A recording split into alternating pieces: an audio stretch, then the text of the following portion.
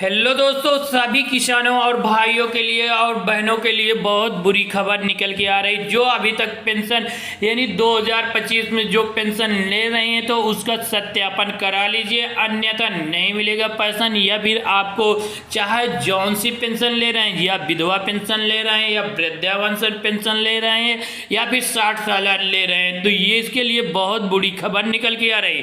तो ये जानने के लिए हमारे चैनल को लाइक कर दीजिए और चैनल को सब्सक्राइब कर लीजिए और वीडियो में अंत तक बने रहिए। और पूरा खुलासा हम अपने वीडियो के माध्यम से करने जा रहे हैं। देख लीजिए, बहुत बड़ी बुरी खबर निकल के आ रही है। जी हाँ, पेंशन फिजिकल वेरिफिकेशन 2025 के बिना किसी सत्यापन पेंशन प्राप्त नहीं होगी। जाने कैसे क्या करना हो सकता है। जी हाँ दोस्तों, क्या करना हो सकता है इसका खुलासा हम करने जा रहे हैं। ऐसा भौतिक सत्यापन ऐसी प्रक्रिया है जो पेंशन भोगियों के लिए बहुत महत्वपूर्ण है। यह सुनिश्चित करना होगा कि पेंशन का लाभ सही व्यक्तियों को मिल रहा है और धोखाधड़ी को रोका जा सके।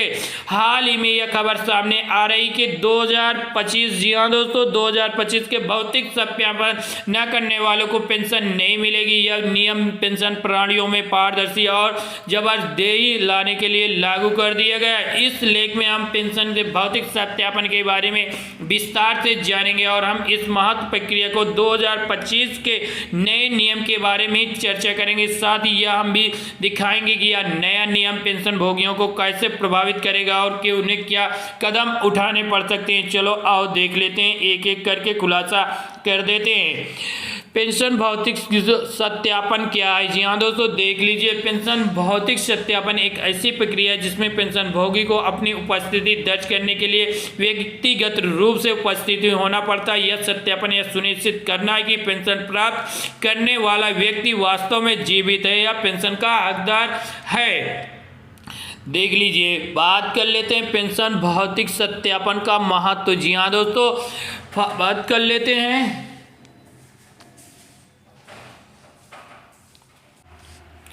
धोखाधड़ी रोकना। यह प्रक्रिया मृत व्यक्तियों के नाम पे पेंशन लेने वाले जैसे धोखाधड़ी को रोकी जा सकती है और सटीक रिकॉर्ड या सरकार को पेंशन भोगियों तक सटीक रिकॉर्ड रखने में मदद करेगी। संसाधनों को उचित उपयोग यह सुनिश्चित करता है कि पेंशन का पैसा सही लोगों तक पहुंचेगा। जी हाँ दोस्तों, देख लीजिए, पेंशन भौतिक सत्यापन प्रक्रिया। जी हाँ दोस्तों, देख लीजिए, पेंशन भोगी को निर्धारित केंद्र पर जाना होगा और अपने पहचान पत्र और अन्य आवश्यक दस्तावेज दिखाने होंगे। आधिकारिक पेंशन भोगी की पहचान की पुष्टि की जाएगी और बायोमेट्रिक डेटा जैसे फिंगरप्रिंट लिया जाएगा। सत्यापन पूरा होने पर एक प्रमाण पत्र जारी कर दिया जाएगा। उसके बाद तभी पेंशन लागू कर दी जाएगी, अन्यथा उसकी पेंशन रोक दी जाएगी। जी हाँ दोस्तों, देख लीजिए, 2025 का नया नियम और भौतिक सत्यापन कर दिया गया अनिवार्य।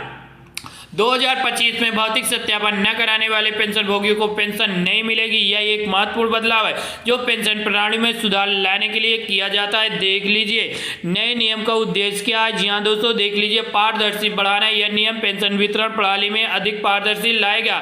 सेकेंड नंबर पे धोखाधड़ी रोकना और फर्जी पेंशन दावों को रोकने में मदद मिलेगी और सरकारी धन का बचाव और सुनिश्चित करेगा कि पेंशन पैसा केवल वास्तविक लाभार्थियों तक ही पहुंचेगा। पेंशन भौतिक सत्यापन में एक नज़र डाल लेते हैं। जी हाँ दोस्तों, देख लीजिए, विवरण और जानकारी के विषय में बता देते हैं। लागू होने की तिथि की बात कर लें तो 2025 में लागू कर दिया है। अनिवार्यता की बात कर लें तो हाँ, और सत्यापन की आवृत्ति वार्षिक वास्तव में हो जाएगी। तो अब दस्तावेज की बात कर लें तो पहचान पत्र और पेंशन पत्र होना चाहिए। प्रक्रिया की बात कर लें तो व्यक्तिगत उपस्थिति और बायोमेट्रिक सत्यापन होगा। देख लीजिए, बहुत बड़ा गुड न्यूज निकल गया। गैर अनुपस्थिति का परिणाम नहीं, पेंशन रोक दी जाएगी। अपील प्रक्रिया उपलब्ध विवरण के अभी तक जारी नहीं करेगी। पेंशन भोगियों पर क्या प्रभाव पड़ने वाले। नए नियम में पेंशन भोगियों को महत्वपूर्ण प्रभाव पड़ने वाले यह कुछ प्रभाव निम्नलिखित है। देख लीजिए, वार्षिक सत्यापन। पेंशन भोगियों को हर साल भौतिक सत्यापन कराना होगा और यात्रा की आवश्यकता। कुछ लोगों को सत्यापन केंद्र पर यात्रा करनी पड़ सकती है। दस्तावेज तैयारी। सभी आवश्यक दस्तावेजों को व्यक्तिगत रखना होगा और समय प्रबंध सत्यापन के लिए समय समय पर भी एक KYC प्रक्रिया करनी पड़ सकती है।